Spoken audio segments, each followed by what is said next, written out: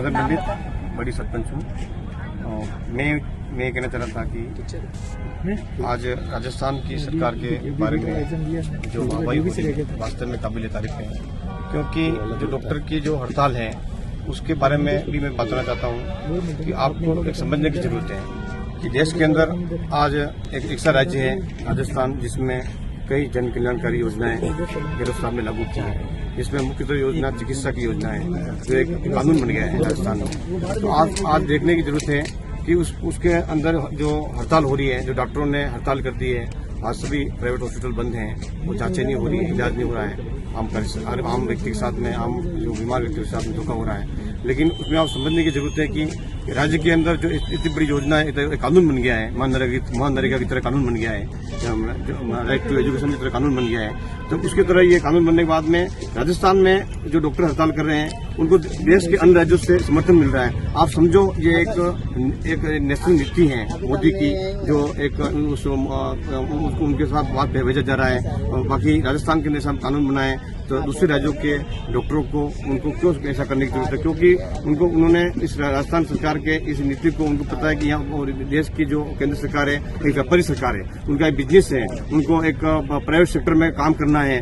जैसे उद्योग के क्षेत्र में उन्होंने प्राइवेट सेक्टर कर दिया है, रेल को बेच दिया है, हिंदुस्तान ये बीमा भारतीय जीवन बीमा को बेच दिया है। इस प्रकार देश के अंदर अलग अलग एजेंसियों को बेचे जा रहे हैं सरकारी उपक्रम। तो वो देख रहे हैं कि राजस्थान में ऐसा उदाहरण बन जाएगा कि सरकार एक फ्री योजना के तहत जो एक मेडिकल चिकित्सा को जिसके मोदी जी ने सपने देखे कि हमारे मुख्यमंत्री बनेंगे तो चिकित्सा को हम ठेके में दे देंगे, हम प्राइवेट सेक्टर में दे देंगे। तो उनके योजनाएं सब विफल हो रही है, इसलिए उन्होंने ऐसा आंदोलन जो डॉक्टरों को यहाँ छिड़ा है उसमें केंद्र जो अलग अलग राज्यों के डॉक्टरों को उसमें सम्मिलित करने की योजना बनाई है, जो आज नेशनल नीति बन रहे हैं। ये सोचने समझने की जरूरत है, इसे मैं बताना चाहता हूँ। बाकी आज एक मुख्यमंत्री जो राजस्थान का है, जो एक बेटा है, जिन्होंने एक बेटे के रूप में संरक्षण किया है, एक राज्य में बेटे के रूप में संरक्षण किया, गरीब आदमी को जो आज 25 लाख तक का इलाज दे रहा है, उस परिवार में किसी व्यक्ति की मौत हो जाती है, उसको एक्सीडेंटल पर 10 लाख रुपए मिल रहे हैं। ये समझने की जरूरत है।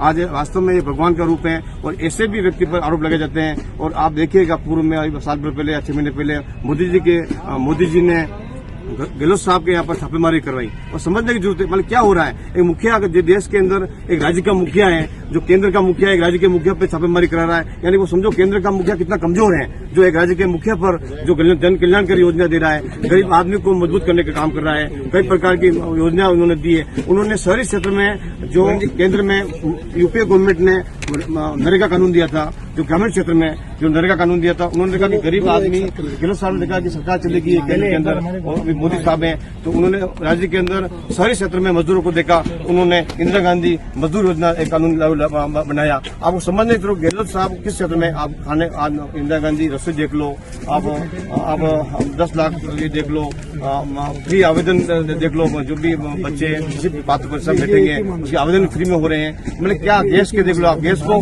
आपको एक चीज समझने की जरूरत है। 1100 रुपए में जो टंकी मिल रही है गैस की टंकी, जो केंद्र सरकार पैसा ले रही है, केंद्र की नीति पेट्रोल गैस और केंद्र की नीति है, मोदी साहब की नीति है, उस गैस में 500 रुपए में टंकी गहलोत साहब देंगे गरीब आदमी को, बाकी का पैसा गहलोत साहब केंद्र सरकार को देंगे। पर कितनी समझने की जरूरत। गहलोत साहब एक भगवान का रूप है, एक बेटा है। इस बेटे के लिए जनता को समझना चाहिए। उस बेटे को थंपिंग वोट से आने वाले 2023 के चुनाव में बहुत भारी बहुमत देना चाहिए। और एक बात तो कहना चाहता हूँ, यदि राजस्थान के अंदर गहलोत की सरकार चली गई या गहलोत साहब यदि मुख्यमंत्री बने और झूठे वादे में भारतीय जनता पार्टी सरकार आ जाती है, केंद्र सरकार की नीति लागू होगी, सभी योजना बंद हो जाएगी और ठेकेदारी योजनाएं चलेगी। गरीब आदमी यहाँ रोएगा। आप गुजरात, आप महाराष्ट्र, आप उधर चले जाओ, आप उधर चले जाओ, यूपी एमपी में भुखमरी है, वहाँ के व्यक्तियों को मजबूर में आके चोरी डकैती करनी पड़ती है, लोगों को मारना पड़ता है क्योंकि अन्न चाहिए उनको। यहाँ राजस्थान में ये चीजें नहीं है। बहुत बहुत धन्यवाद।